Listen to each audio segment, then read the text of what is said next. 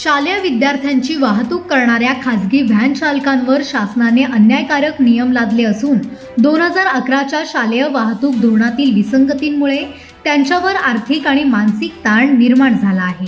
या तफावती त्वरित दूर करून योग्य तो निर्णय घ्यावा, अन्यथा तीव्र आंदोलन छेडले जाईल, असा इशारा नागपूरच्या स्कूल व्हॅन चालक संघटना आणि वाहतूक आघाडी वेलफेअर असोसिएशन यांनी दिला आहे। नागपुरात आयोजित पत्रकार परिषदेत संघटनांनी सांगितले की शासनाच्या धोरणांमध्ये चालकांच्या अडचणींचा विचार न करता नियम लादले जात आहेत।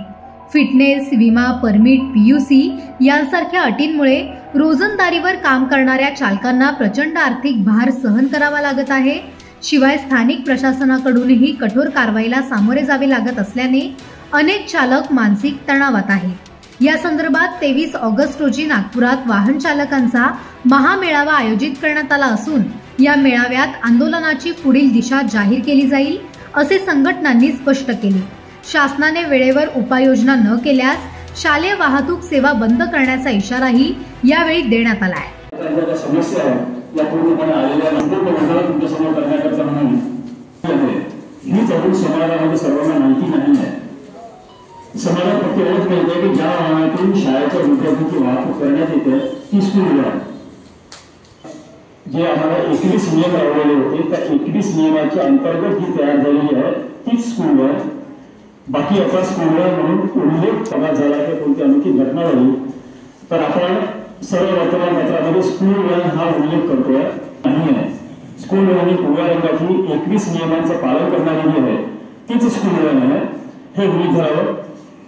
आपल्याला सांगून देण्याकरता की आमचा स्कूल व्हॅन हा व्यवसाय नसून हा आमचा रोजगार आहे, तयार केलेला आहे। यामध्ये आम्हाला शासनाकडून कोणती सूट किंवा सवलत दिल्या जात नाही, गाडी घेण्याकरता आम्हाला कोणती सबसिडी दिल्या जात नाही।